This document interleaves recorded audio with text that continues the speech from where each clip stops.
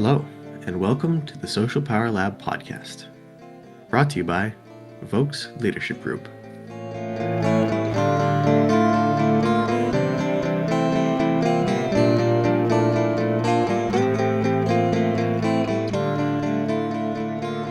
Woo! Oh my God, Dr. Ted Vokes, do you feel that right now? I feel it. I feel it. Whatever you're saying that I'm supposed to feel, I feel That it as is well. the feeling of living the dream because it's that time of week again where we are talking social power in the Social Power Lab as Vokes Leadership Group. How's everybody doing? It's your favorite 17.6% Irish boy, Adrian Deschamps II, here with Dr. Ted Vokes as we move into talking about social power in everyday life on episode 15. 15. Thank you. I almost Yeah. said the number. Yeah, but here we are today, and that's what we're going to tackle. So, I mean, Ted, why don't you kind of give us a bit of a breakdown of what we're planning to do today? And hopefully, I'll try to stay on topic, but we all know how that goes. Yeah, no, that won't happen. And that's all right. But we always double back to social power. No, I don't want to lose sight of the fact that this is we're recording it in the month of March, and Adrian has revealed that he does have Irish roots. So linking that back to, I guess, St. Patrick's Day, right? My paternal grandmother is Irish. Hmm. Yeah. Well, as it goes, I can finally chime in on this one because Vokes has some pretty established Irish roots as well. And I haven't looked this up recently, but I think there's a Vokes brewery, and that may be in Wales. But there's the Vokes Air Filter Company that's been around for much longer than I've been on the planet. So these are the claims to fame for the Vokes side. Um, there ain't many of us, so. Um, but yes, there's some strong Irish roots in the Vokes family lineage as well. So happy St. Patrick's Day to those of you who might be inclined to celebrate it. I think everybody celebrates it in North Oh yeah, America. why So wouldn't you? It's fun, yeah, right? And I and mean, I don't come from the Catholic side of the Irish way, so technically I don't know if the Protestant and Irish are as invested in it. I'm not that close to my cultural roots there, but I think I just come from the side that wants to party. I yeah, think that would. that's very, and I mean, if you look at me, most of my Irish genes, you can see it in my beard, right? Yeah, that's true. I got like, Yeah. you know, I don't know with my hair. I'm told, I don't know. People say my hair is light brown. Other people say my hair is dirty blonde. I've gotten copper before, but my Oh beard yeah. has always been like red blondish, right? So Yeah. that's the Irish part. Actually, fun fact, if you were to ask my mother, I was born with red hair. Were you? Yep. Were you? I have brown hair, but I was born. My mother called it golden hair. Really? Yeah, yeah. And my dad and my sister both redheads. So Hmm. yeah, there's the Irish roots there too. So how does that relate to Bauer? I don't know, but it's fun to talk about. Yeah. So I just did my 23 and me. I'm finding out all kinds of fun things. The yeah, Irish, I know.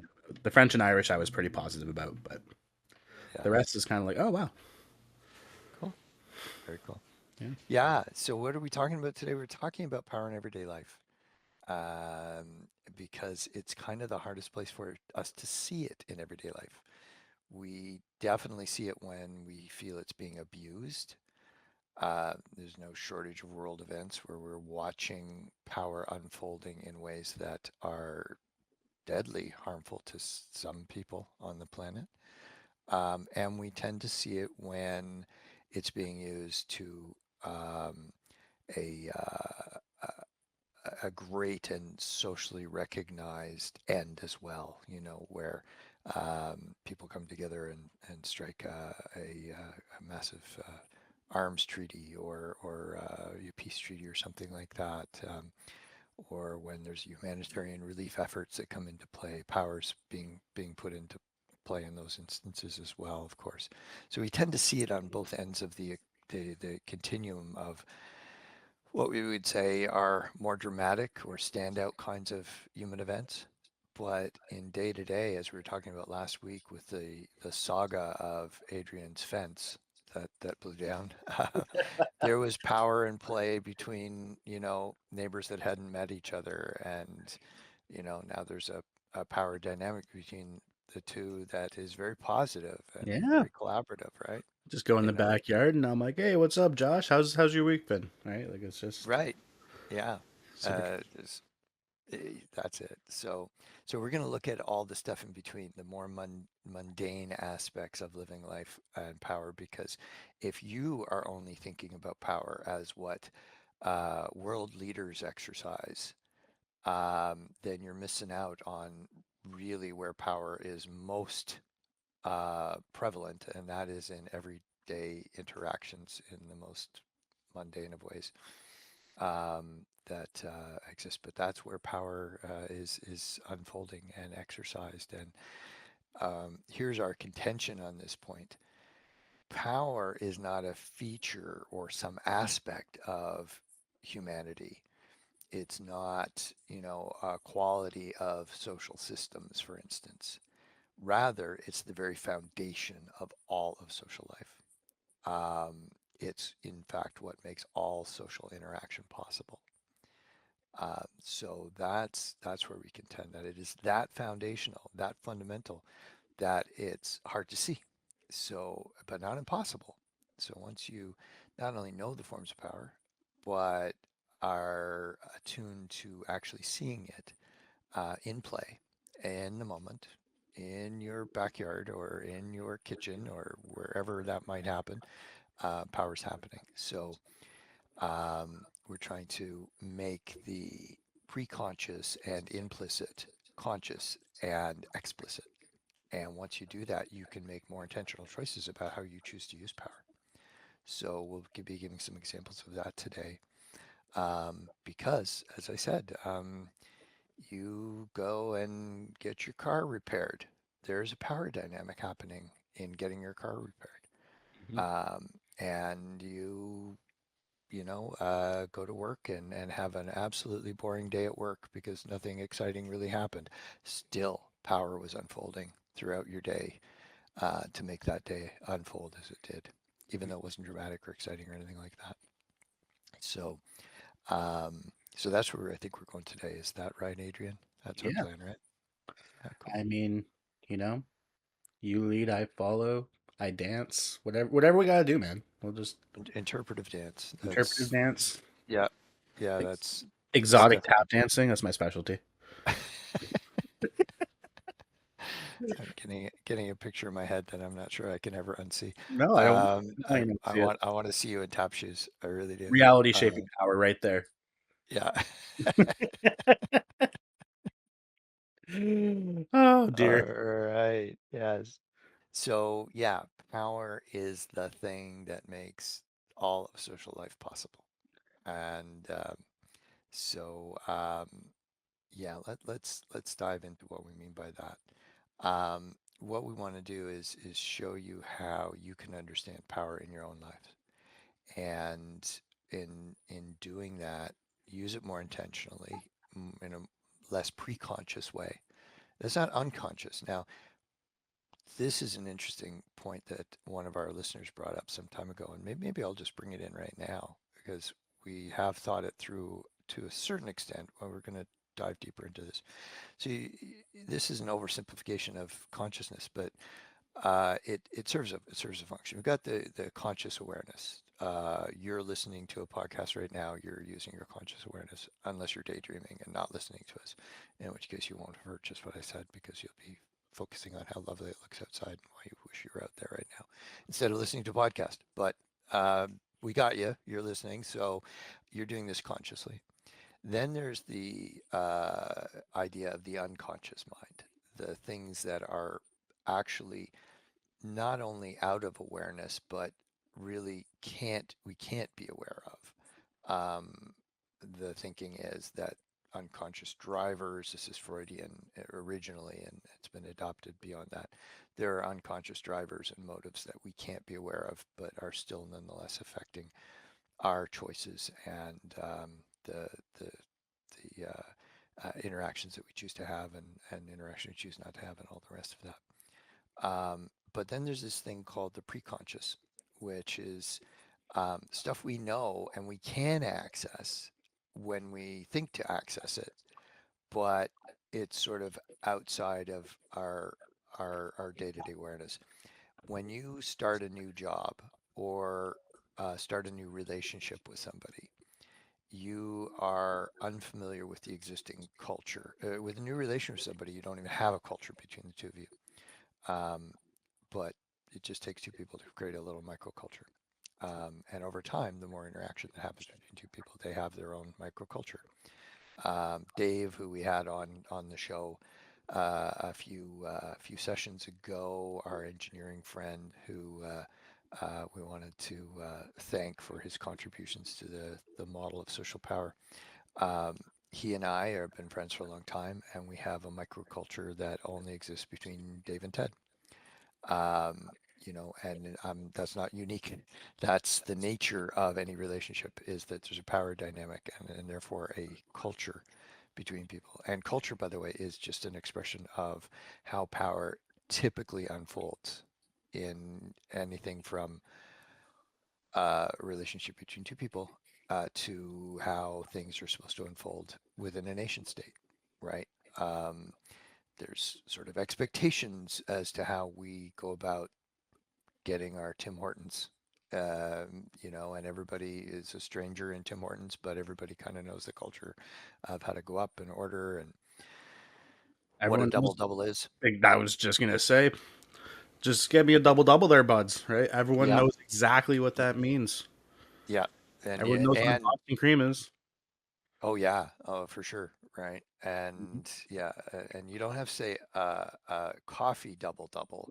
You just say a double double, and you're not going to get a tea that's double cream, double sugar, right? And even You'd other have to ask places, specifically for that. other Yeah. places have adopted that language as well. Like, you go to McDonald's or something, you could still ask for a double double, and they'll know what it means, even though there's Oh yeah, technically not a double double on the menu, right? It's just sure. like, Yeah, yeah. yeah. No, absolutely. Um, so that's the idea that culture and we'll have a whole episode coming up on culture and power because you can't separate the two because power is a feature of every aspect of human social life. Hmm. So where was I segueing I into don't know, but this? I want a double double now. Yeah, I know. Yeah. Damn. So we create these cultures, and these cultures are an expression of the power that we enact between us, even as they can be incredibly cooperative. I think I've known Dave for well over a decade, and I can't think of a single time that we have ever had we may have disagreed on an idea or two, but we've never had a fight, so to speak, right? It's not in Dave and it's not in me to even invite that kind of dynamic. Um, but lots of people do, and that's nothing wrong with that. Conflict is a natural part of life, and it's an opportunity to maybe get closer sometimes and get clarity and things. But it's just not a part of our power dynamic between the two of us. So, yeah, power is unfolding in every kind of situation. We want to try to elucidate that for you, let you see that. Oh, yes. And so, how can if I bring my pre-conscious use of power into conscious awareness, that gives you some opportunities to make choices. And um, that is the evolution of a relationship. I'll provide an example of this power in flux as a parent. So when my son was like, I seem to think he was 11, maybe he was 9. Somehow I know it wasn't 10, but well, in that neck of the woods. And uh, he had a bedtime, and I think he was 11. Yeah. And he had a bedtime and he knew the bedtime and we had a routine to lead him into bedtime and whatnot that evolved over years. But he had a bedtime and we pretty much hit it, within, 5 or 10 minutes of, the actual bedtime. And uh, he was one evening, it was a Friday night, I was like, okay, buddy, well, an hour before bed. I knew the parenting strategy, give them these warning signs so that they can start to count down in their own head. And, and I gave him another cue about half an hour before bed. And then he wasn't moving, and it was bedtime, and he was playing a computer game or something like that. And I said, okay, bud, well, I told you it's bedtime. And he, yeah, dad. And he just kept playing, and Oh, yeah, oh, yeah, oh, I'm yeah, gonna have to ask him about this one. yeah. Do you do I that? can't even picture that. Yeah, no, and well, this is the thing, right? So the power dynamic was that I could use my legitimate power to set a bedtime, and that he would acknowledge that legitimate power, and that bedtime was a real thing for both of us, right? That there was a behavioral expectation that he would use subordinate power to my legitimate power, and he would go to bed on time, right? He would start to wind down. He'd maybe put his toys away or whatever he had been doing. In this case, it was a video game, and and so I thought, and I think I got distracted, and I probably doing something, and he continued because I wasn't saying anything about bedtime. He wasn't getting up and going, and so it's probably about a half hour after bedtime, and I'm getting a little miffed, right? I'm like, hey, what's going on here? And so this is Ted feeling the loss of power, and we have emotional reactions to that because he's not using his subordinate power to comply with, my superordinate legitimate power of being his dad and saying this is bedtime. And uh, and so I got to thinking because I'm very, very rarely mad at my son. He's an amazing human being, um, and much older now than 11. Um, and so but I was having emotions about this because we do power is very intertwined with, as it turns out, our self-esteem. But we'll come back to that point. That's an important one to make. Um, and so another half hour goes by, and so it's pretty late at this point because I didn't have a ridiculously early bedtime with him. And and I'm thinking he keeps going. Now there had been some tensions at bedtime where I had to push a little harder in previous weekends. There was never an issue about bedtime during a school night. It was just weekends. And so I'm having emotions about this, and he no doubt is because he's I want to play this game, and so he would be like, "Yeah, Dad," and he would never say, "No, I'm not going." He would just be, "Yeah, Dad," right? And so parents everywhere are reliving their own versions of this, I'm sure. And at about you know an hour after bedtime, and he wasn't moving, he was playing. Um, I was like, well, wait a minute. He's 11. He knows what we're going to be doing tomorrow. We're going hiking early on, early in the morning. Um, and he's going to go, and I'm going to go. Like we both planned this hike. We want to do it. Um, you know, is this power that I should continue to be exercising with him, or is he old enough to make his own choices on this issue? Not all choices, but on bedtime, right? Um, and there's like there's natural consequences to staying up late and then still wanting to get up early. You either uh, sleep in and miss out on what you'd planned to do, or what have you. But and so I stopped, and it was an incredible experience to realize that I didn't need to exercise his power with him anymore. He makes good choices. He's a responsible young person, at 11 years of age. And, even I'd hear his friends say, Trent, yeah, you're the adult in the room when no one else is. um, and so uh, I, I was like, I can let this go, and I can surrender this power. And to do that, I'm going to tell him. And so it was about, hour and 15 minutes after bedtime. And I came out to where he was playing on the computer, and I said, "Hey, buddy, you know, uh, we're getting up at 7 in the morning to go for this hike. I'm going to turn in now, um, and you're old enough to decide when your bedtime is your bedtime on weekends." And he was like, "Huh?" You know, he sort of looks over his shoulder if I finally have his attention, and he's looking to see if I mean it, and I did. I did. Uh, and indeed, that was the last time I ever talked about bedtime with him. But so he said, okay. And so I went up to bed, and I I was still kind of awake. I wasn't burning about this or anything like this. I was thinking more about do we have everything we need for this fairly strenuous hike the next day we're planning to take? And and he came up probably about an hour later. I went to bed. And then the next night, right, Saturday night, I was kind of tired, and I said, "Hey, buddy, I'm heading off to bed. I think we're going to go kayaking on Sunday morning." And so I said, I'm going to go to bed. I'm tired, and see you in the morning." And he said, "Okay, Dad." And then about 45 minutes later, he came up and went to bed.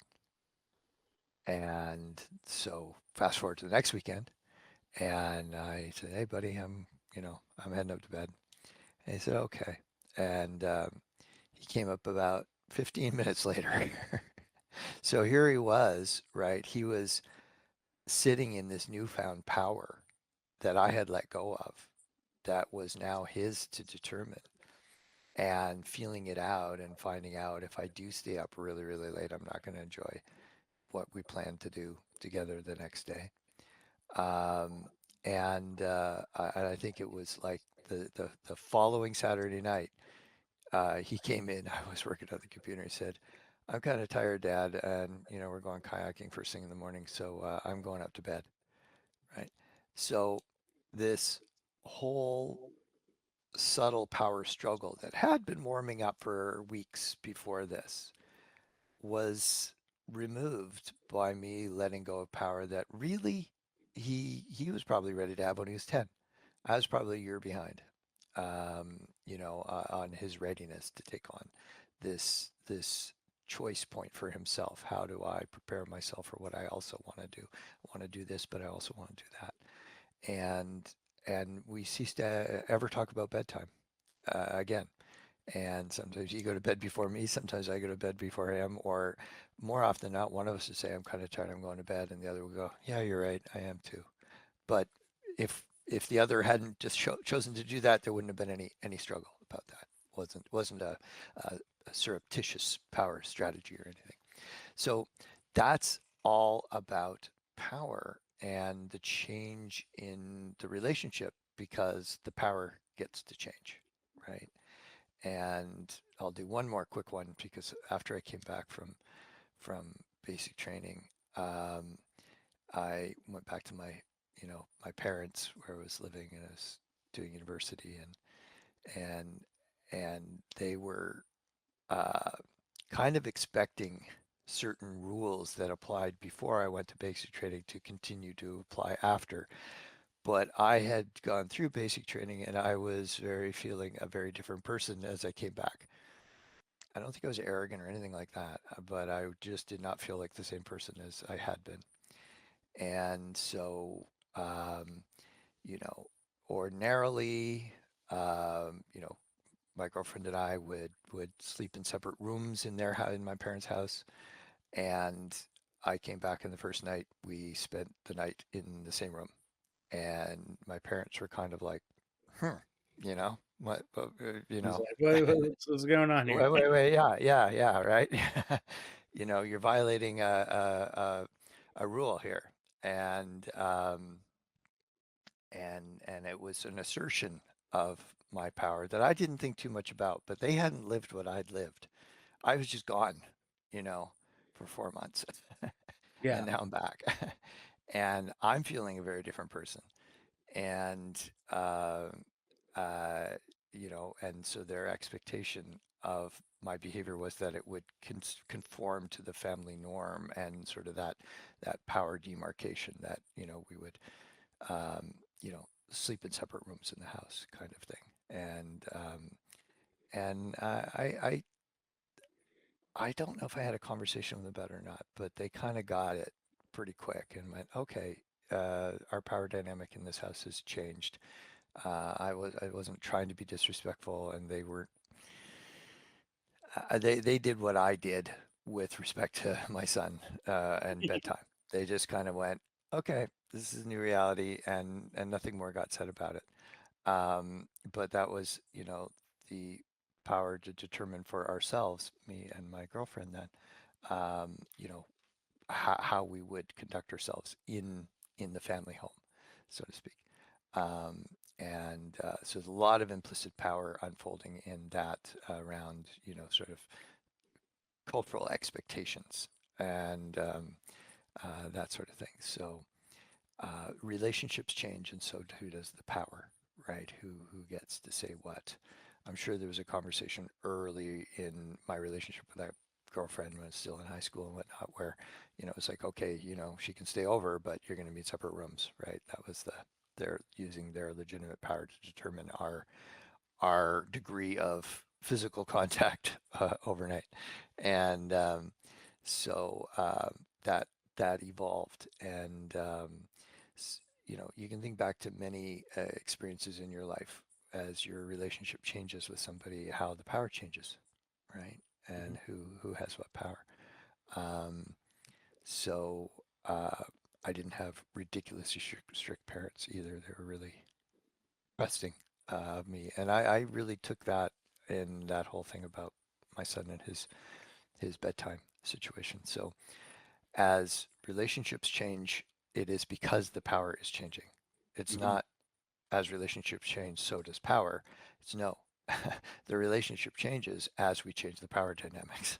That's Yeah. how foundational power is.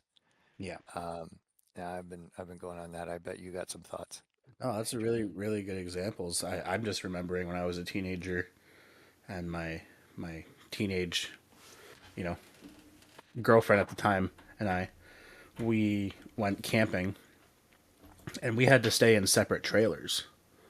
Ah, Well, yeah, that yeah, was yeah, that was her parents' rules was like, no, even though you're camping with like your whole family, like not even yeah, in the same trailer. yeah, And I was like, oh man. And then yeah, power just changes as we, and even I think of you and I, right, which is hilarious. Like I used to, you know, send you emails and be like, "Hi, Doctor Vokes, sincerely, Adrian Deschamps," with my student number at the end, right? yeah, yeah, And now I just like I have a freaking key to your house. Like, you know what I yeah. mean? Like, it's literally like I just walk into your house and I'm like, "What's up, playa? I'm here." Like, it's just yeah. Like, there's Yeah, no could you feed the cats? I'll be down in a minute. yeah, or like even I could just like text you like, "What's up, handsome? I'm coming over." Like, it's just it's so Yeah, funny how that changes, and that took time, right? Like, I remember you had to say to me like, "So the student professor thing is gone," right? And yeah, that's funny we because work together now. I Yeah, didn't realize you were telling me that power is changing, right? And yeah. so that's Well, interesting, and then it's really funny too when I see. I mean, I mentioned this in an earlier episode, but like, it's funny when art students of ours will like see us in public or like past students, right? Like I'll be walking through, I don't know, the mall or something yeah, with yeah. my buddy that I play music with, who doesn't think of me as ever being a professor, but I Right. was at one point, and then I'll have somebody come up and be, "Oh my god, professor, how are you?" They're like, "What the hell? You're calling Adrian a professor?" Right? Like it's like Adrian's a, dirtbag He's who our plays lead guitar. guitarist. Yeah. It's just yeah, so it's really funny with that, Well, right? think of if you have ever been promoted in your workplace and now you've gone from a peer to the supervisor of your former peers, Hmm. you know, and that is can be tension filled.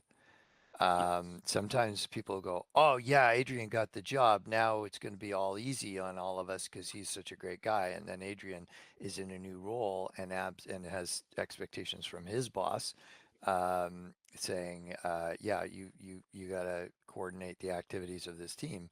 And they are like, oh man, I thought you were going to, now I see your true colors, right? Which is a fascinating, we could do a whole episode on that phrase. Um, it's it's a power strategy in and of itself, right? It's a Mhm. shaming strategy that's used. But um, yeah, we could do a whole thing about that transition in power.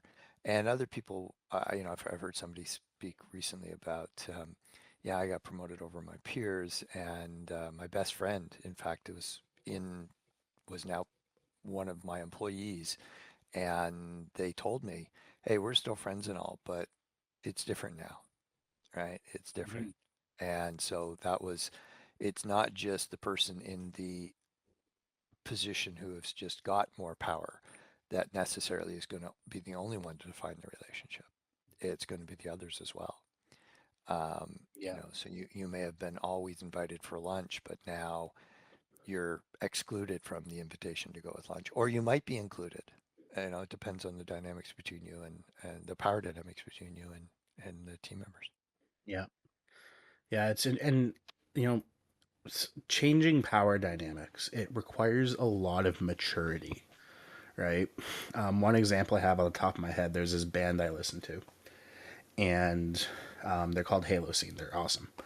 And it was a husband and a wife that started this band.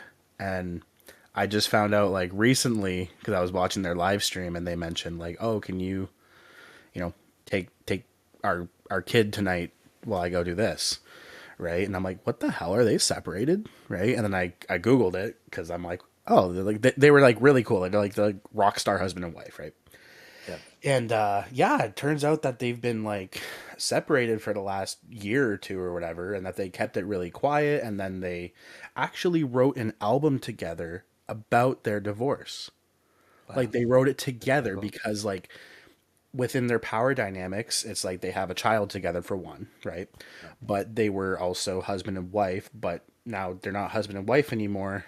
They're still co-parenting, but they're still friends and they're still like co-artists, right? Hmm. And they're like, I just think it takes an absurd amount of maturity to like write an album together about Yeah. your own feelings towards each other. Like that is like, It's anyways, amazing. I thought that was really, really cool.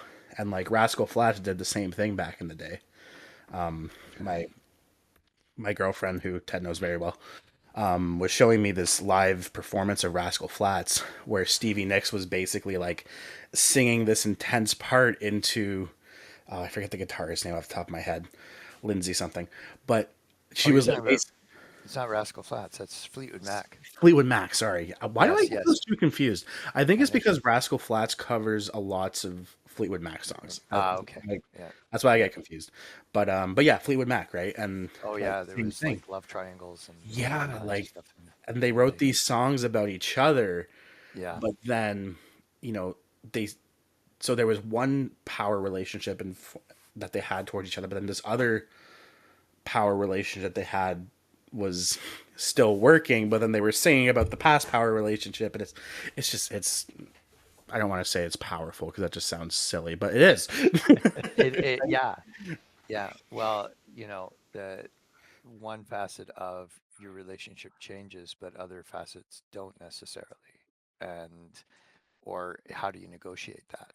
You know, we don't go home to the same house anymore, but we come to the same workplace together every day, and we have to interact there. And oh, we share a child, and or that child shares us, and that child is counting on us to be, good parents regardless of our particular relationship. So I concur with your assertion.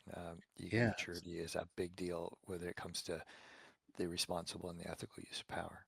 And you know Um, what? That just strikes another point to me is that the people who lack ego maturity, they don't know how to adapt their power strategies, right? hmm hmm Like they just are gonna try to do the same thing in every context that they walk into, Yeah. right? Like they'll walk Yeah. into I don't know, a dance club and then they'll have the same etiquette when they walk into like a church or something.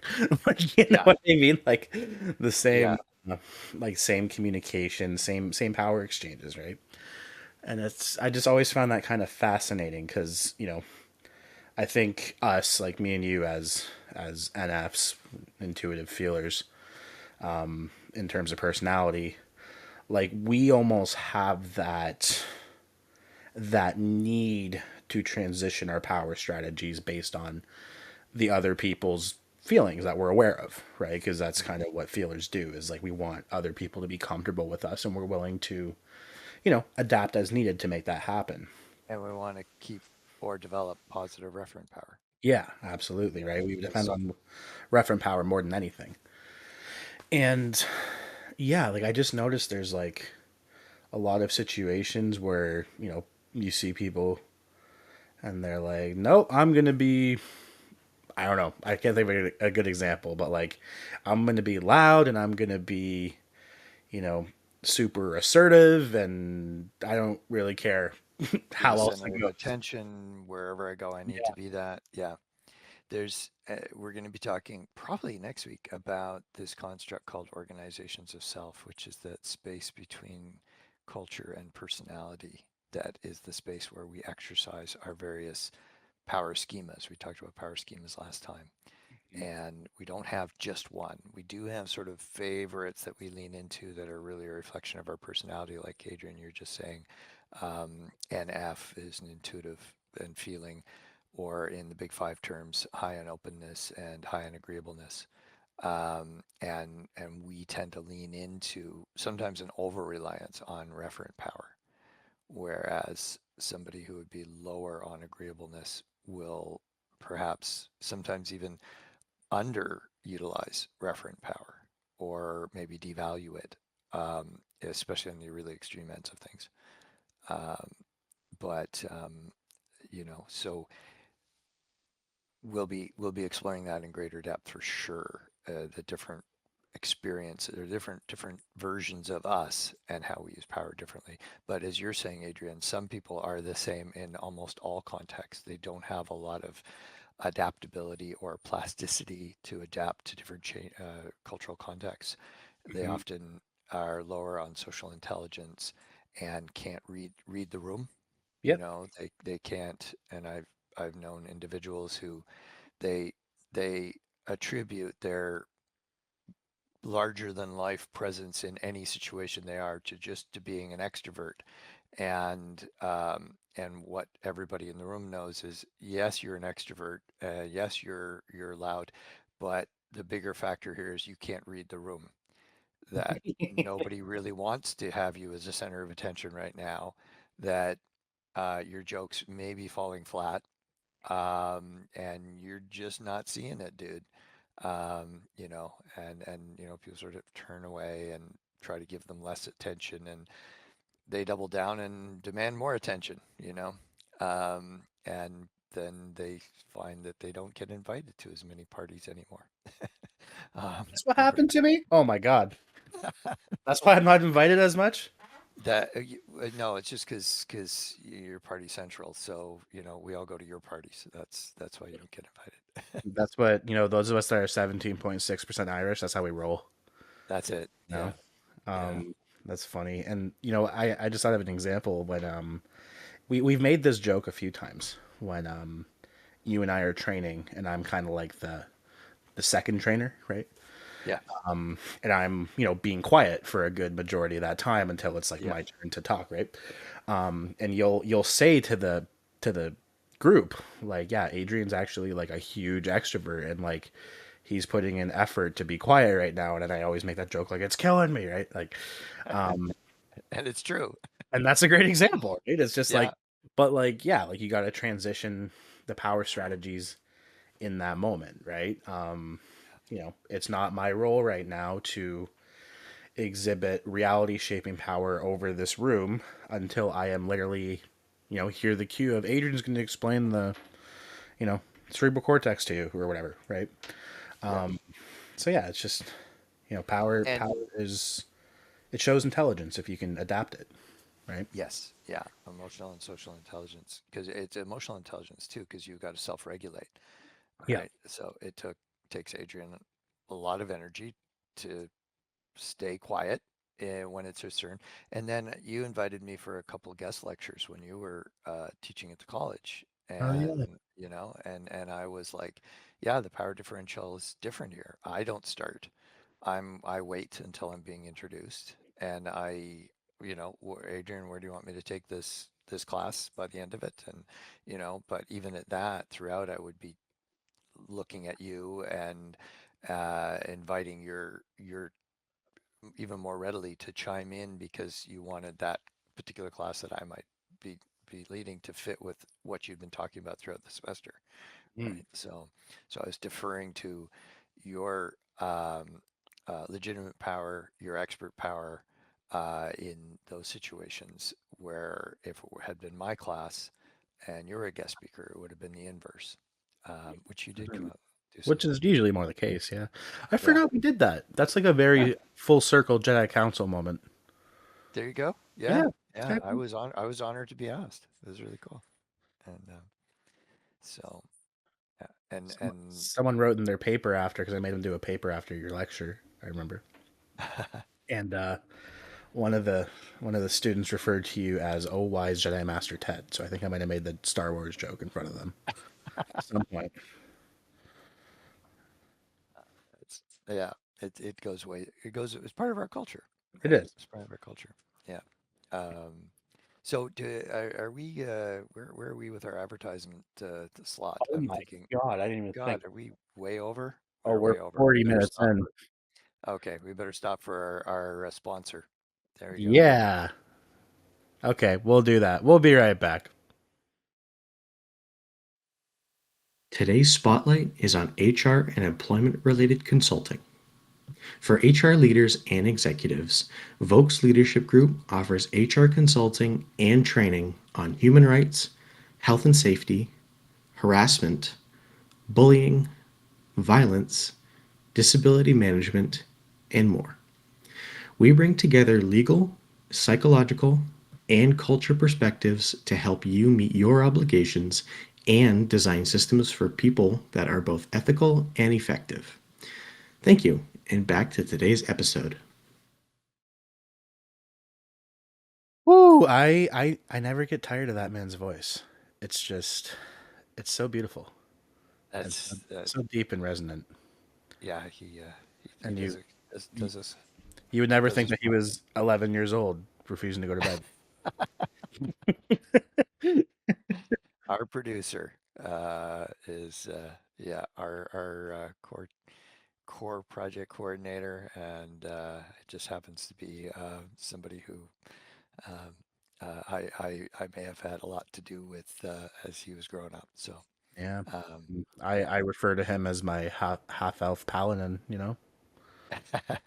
on Dungeons and Dragons nights. So, it is what it Yep, is.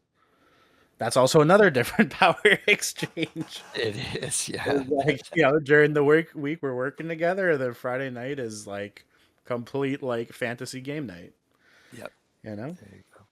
Anyway, Yeah, I got to come out and be a fly on the wall for one of those. I I just want to sit back and we take notes. we actually I don't know if you know about this. This will be fun just to tell everybody on the podcast. Oh, We have good. we have a okay, so podcast listeners, I'm sure some will know what Dungeons and Dragons is. It's basically the nerdiest game on the planet where you get together, you roll dice, and you play like a fantasy game. There is a bet within my group of who can convince Ted to come play with us one night because everyone in the group knows Ted and loves Ted.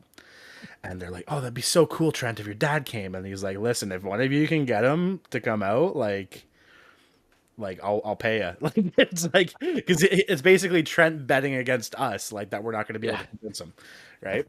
Um. So, anyways, that's Uh, also another power exchange, right? there's a power exchange right there. Yeah. Yeah. And the And thing is like I'm gonna rely on my referent power to get you there one day, or reality shaping power, I guess. I will come out and be a cultural anthropologist for the night, but and not enroll. I'll literally be taking notes, like I did when I went to Disneyland. Um, Disneyland It's didn't wild. like me for that. Walt Disney came Amir out. Amir did the same thing when he went. apart from me, and he just used his phone. I had like a clipboard. I was You taking imagine notes on. Amir walking around with his Mickey Mouse mirrors on. Mickey Oh Mouse. yeah, I can see Sorry. it. Ears, yeah, yeah. That'd be brilliant. Just taking notes. It's like, what are you doing? Well, It's like, oh, I just, hello. yeah, well, it's not culturally normative to do that, and Disney wants to keep it secrets, right? So there's information power. They don't want you to know a whole lot about how they actually operate. I think I mentioned this I mean, earlier in the jokes on podcast. them though. It's not a small world after all. Like we all know what they're doing. We all know there's tunnels beneath. There's a dark, seedy side to the Disney Empire. Yeah. So where we were talking about power, weren't we? Probably. Yeah, we probably were. Probably we might talk about that sometimes. Um, yes, our employees, they have power too, by the way. We need them to have power. So if you're in a leadership role, your employees would be absolutely not useful to you if they had no power. Now, what forms of power are we talking about? Information power, expert power, expert at what they do in fulfilling their role in the team, right? Which takes quite a while to develop. And they're going to develop relationships with others and across teams and whatnot. So they'll have referent power that will make things go better. I remember saying, years ago on a team I was leading, Josh, why don't you reach out to Team X? You know them over there, and see if you can find out more about when they're going to have their components of the report to us. Better you call than I, sort of thing, right? Because Josh had this solid kind of relationship with that team, and they didn't know really me from anybody. So they have power too, and the really big form of power they have is that ability to make the leader look really, really good or really, really bad, because they can do things with their power. Um, you know, they can get even, or they can show their displeasure, or they can, okay, I'll do my job, but only my job, and the work to rule kind of attitude, right? And then if it's a unionized environment, they have legitimate power too. That is codified in the collective agreement. But there's still, even if there isn't a collective agreement, there's workplace standards, and they can hold the leader to account for, you know, having them do unreasonable amount of overtime, or, direct them to do things that are absolutely not in their job description. They're not qualified to do. They can have a, work refusal, things like that. So don't ever assume when you're thinking about leadership that the people that you're leading don't have tremendous forms of power. That is the value that they have to have in order to achieve the mission of that team, that organization, that nation state, right? So, and this is the brilliance of understanding power beyond just legitimate power and expert power, which are sort of the two that are most often thought about, I would Resource say. power. And I would say. yeah, I'd say like resource power. Yeah, the top three that people yeah, really, really resonate with. yeah. And sometimes your employees will have resource power too. They can have authorization to buy materials that they need to buy for that particular team. And it doesn't go through you, or it doesn't go through anybody else. There's probably a spending limit and that sort of thing, but they have the legitimate power to use resources from the company or the organization to further the, when we do psychometric evaluations for job candidates, Helena has full authority to, order the tests, and, on the company card.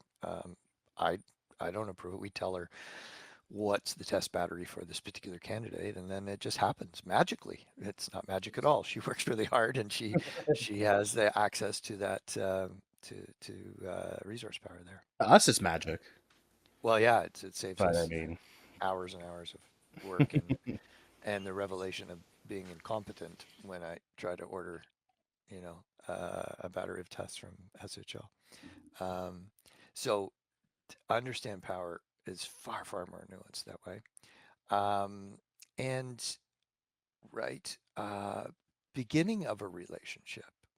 Adrian used a really big word here that he was really proud of saying, and I like it too. So, yeah, Deleterious, wasn't it? it was not deleterious. I That's never used that word. it. Yeah, no, but You say deleterious to me, and I'm like, wow, that must be amazing on toast. Like, I don't know what you're talking about. it's better than avocado toast. But So the beginning of a relationship is the inception of power. Adrian said it first, not me. I did. Uh, yeah, the inception of power. As you're forming a relationship, you're negotiating a power dynamic between the two people, whether that be a work relationship, whether it be a romantic relationship, a, a play relationship, right?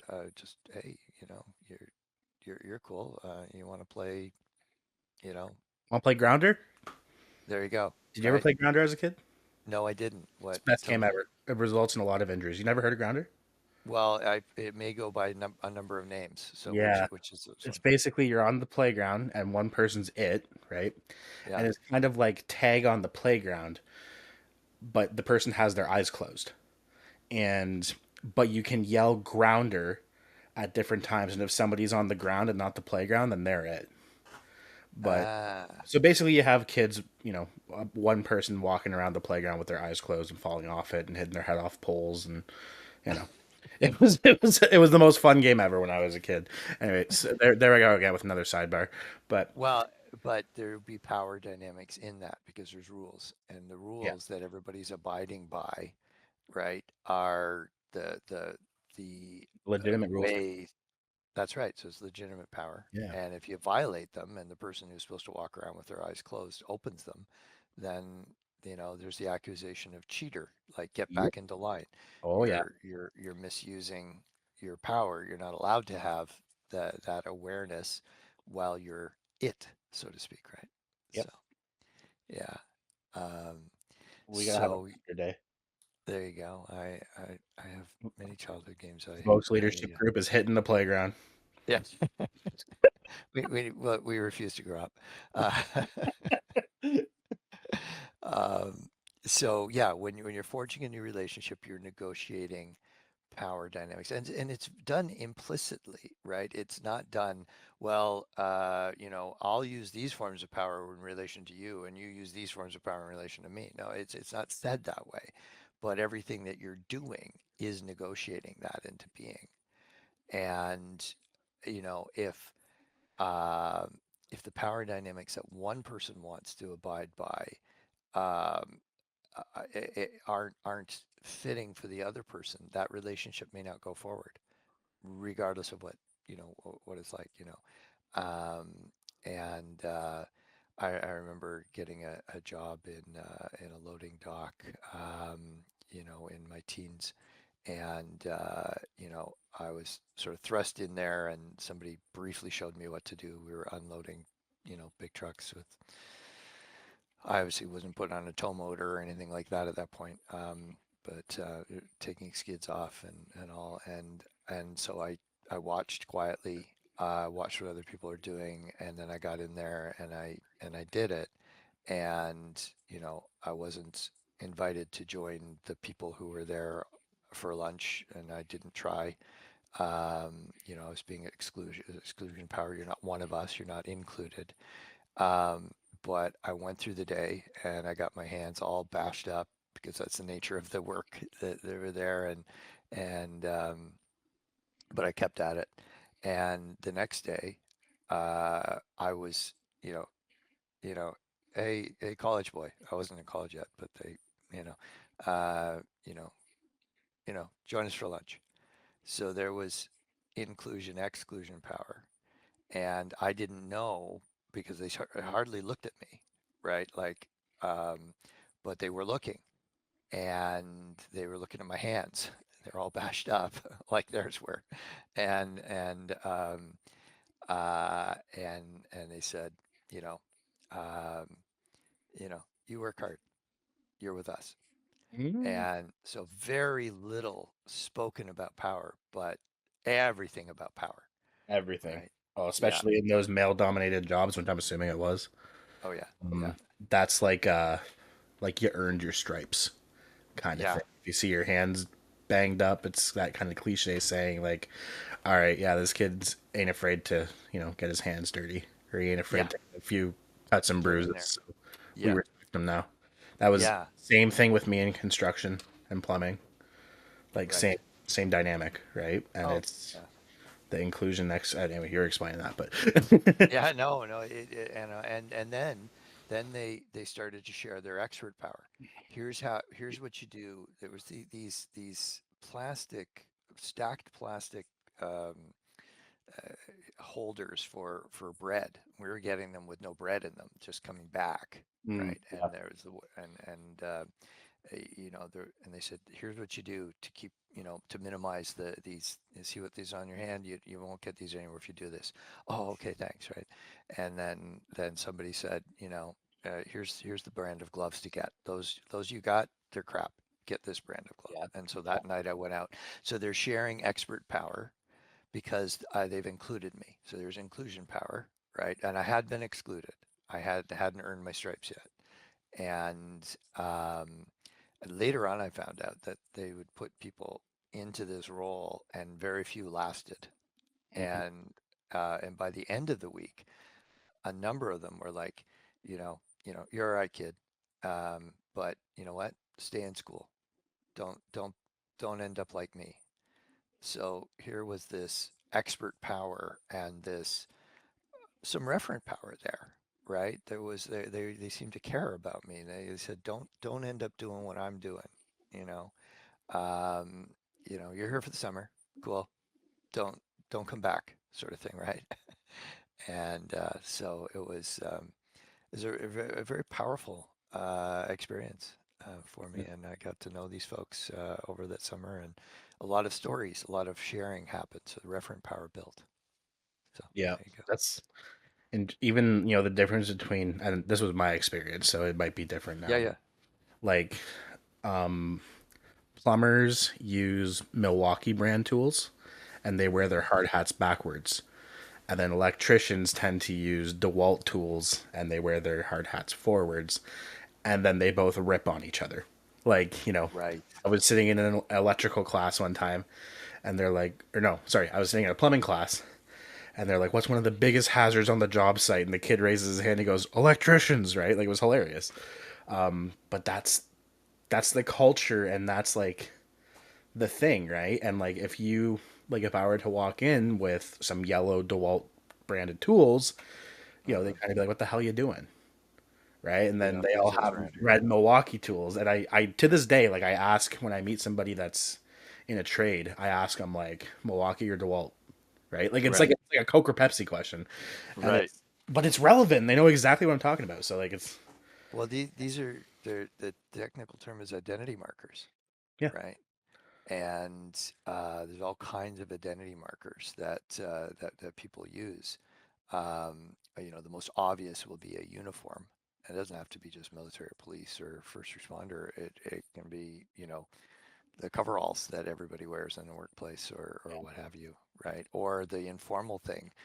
Your uniform as a plumber was, the tools and the wearing of the hard hat. It wasn't we don't wear hard hats. It was how we wear our hard how you hats, wear it. right? Our And hat. some places you didn't. And then my other favorite was the tool belt. You didn't actually call your tool belt a tool belt. You called it your Ah, pouch, your right? pouch. So I called it my tool belt, and they're like, "It's your pouch. Shut up." And And then there they are telling you how to fit in, how yeah, to stay part of the trade. yeah. And again, like I was a really young, I was a kid still, right? So like I was a teenager, Mm, and like they kind of felt me out and realized that I can have a mouth on me too, and then they respected me, right? It's a yeah. really interesting. Yeah, but that like that's all just power dynamics. And again, it's kind of like not fun power. Like if I'm happy that things have changed now. Like if you have a teenager come on a job site, there's a way better likelihood that they're going to be treated with respect and shown how to do things. And It Right. wasn't like when I was a teenager and it was just like you're thrown in and then you're made fun of until you prove that you can have a chip on your shoulder if you need to, and you can talk Yeah. back and you're not weak basically, right? But that Yeah. was just that was that culture at that time, and Brilliant. yeah, Well, that brings. How much time we got here? we're at 59 minutes.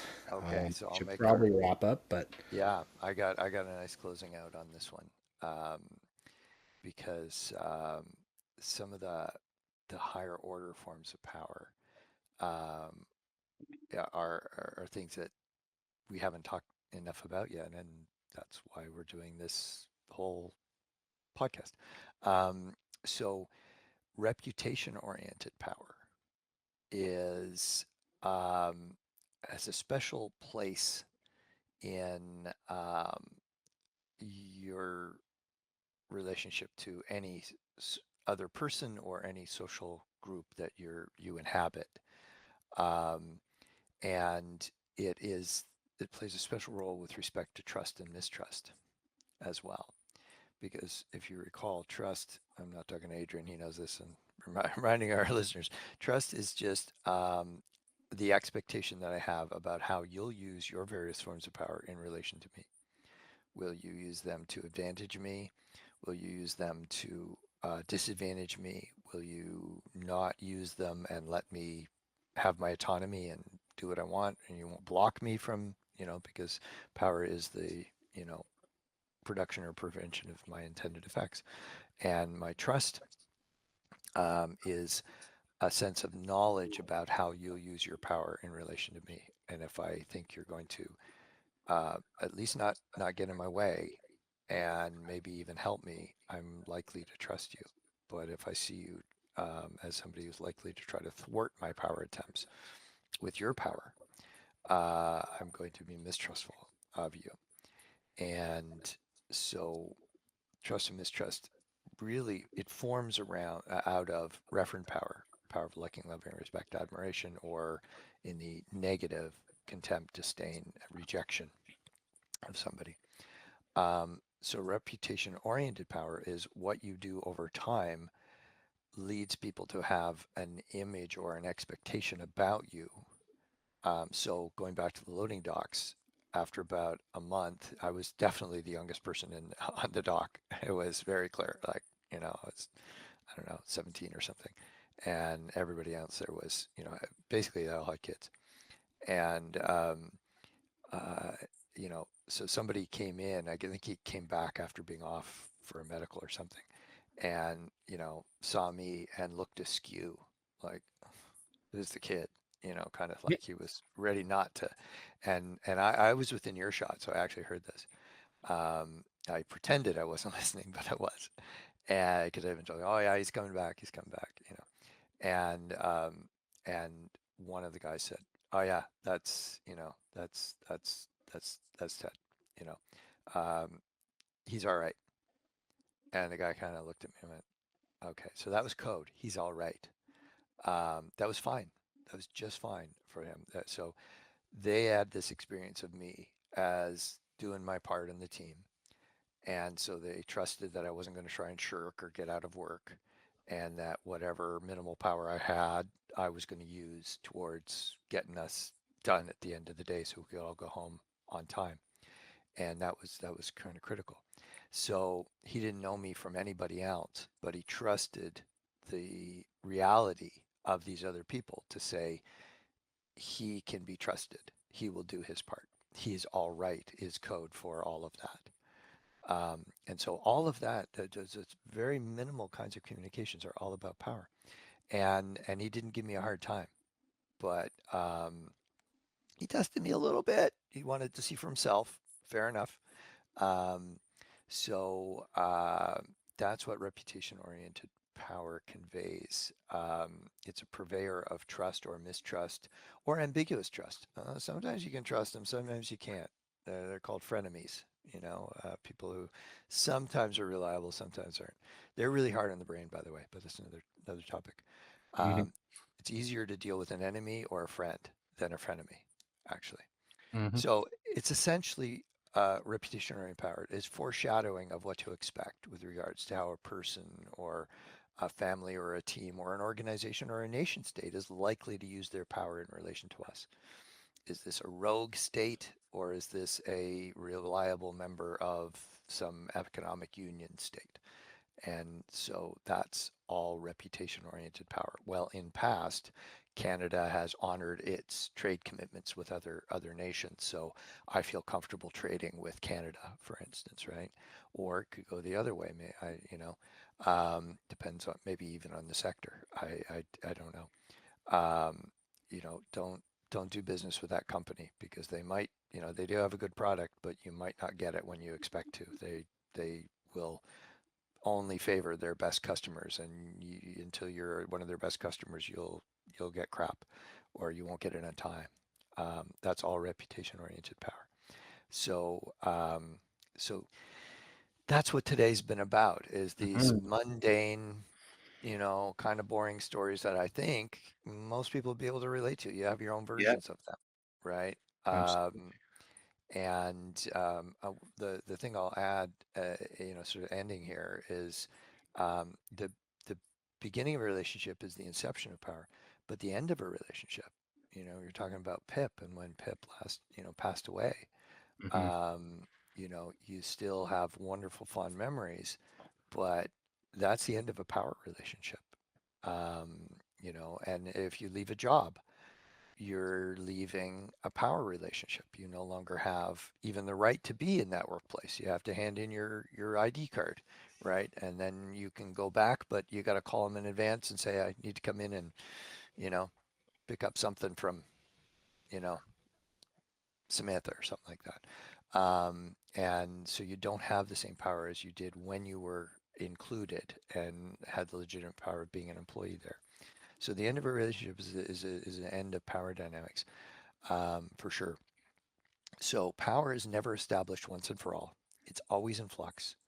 You hear us talk about power attempts because just because I try to exercise a form of power does not mean I will be successful at it, because it's in the relationship, not in the person. And power is always, always, always in flux. Even when it seems to be stable for a long time, energy is having to be put into maintaining the stability of that power for a long period of time. It's not just established and then you don't have to do anything about it. No, you have to reinforce that the norms are still in place as they were yesterday, right?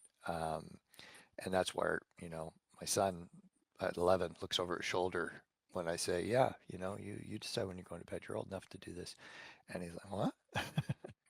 um, I just detected a power change, Father. uh, No so language for that, but he felt it. You know what I mean? Yes, yeah, well, It's this is so it. cool. And Dave's point from several weeks ago, now we have a language of power. We can talk about Yep. it, but it's always been there. It's not Yep. like we discovered power. It's that we have formulated and learned to identify it, understand, and speak about power. Hmm. So hopefully folks can bring some of this into your lived experiences, your day-to-day interactions, and reflect on it. And you know, um, is there a form of power that you're accustomed to exercising that maybe would be better not exercised now? Um, you know, I remember the stress relief on my mom when my sister said, "I'm going to do, Thanksgiving dinner this year, Mom," right? Because it was always on her, and Hmm.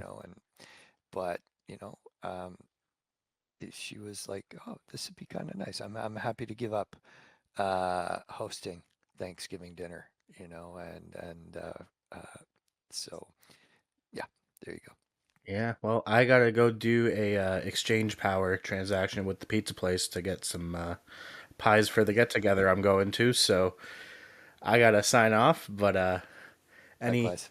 likewise. Well, in that case, you Yeah, know what? We're Vokes Leadership Group, and this is the Social Power Lab. And thank you for joining us for episode 15. We will see you next time. for episode 16, yeah, we know where we're going to go next. More of this and more on leadership, I think, but in between organizations of self. brand new psychology we're going to bring to the table on that front, because that's kind of cool too. And it's absolutely has everything to do with power. Yeah. And what percentage of my lineage are we going to learn about next week?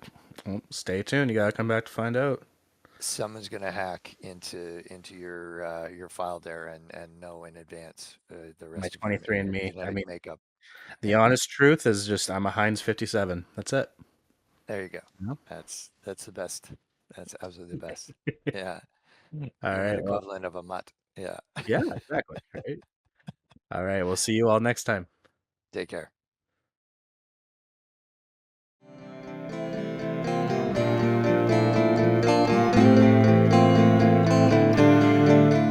Thank you for listening to the Social Power Lab podcast. Make sure you join us next week as we continue to uncover the hidden dynamics of social power all around us, because every conversation changes the world one interaction at a time.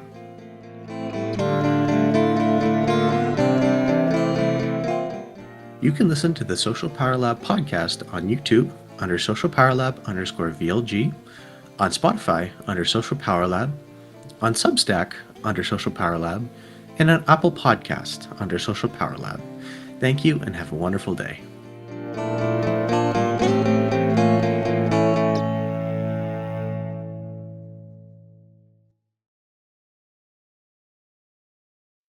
This podcast was produced by Trenton Vokes.